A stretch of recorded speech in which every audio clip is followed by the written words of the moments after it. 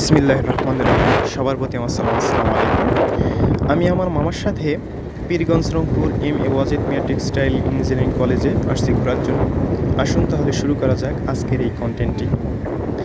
এই কলেজটির আশেপাশের মনোরম পরিবেশ আপনাদের সকলকে আকর্ষিত করবে।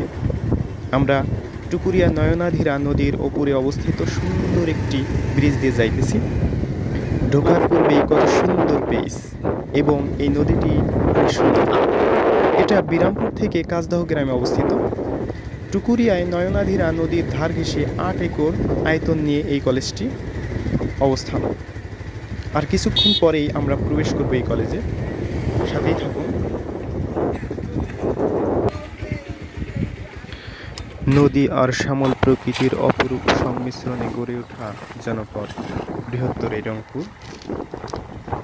প্রথমে আমি দেখতে পেলাম সুন্দর একটি দ্বিতলা মসজিদ, তারপর হচ্ছে এই কলেজটির গেট।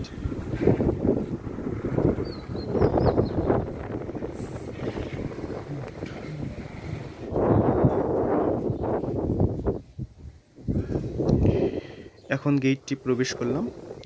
গেটটি প্রবেশ করার পর আমি প্রথমেই দেখতে পেলাম একটি শহীদ মিনার।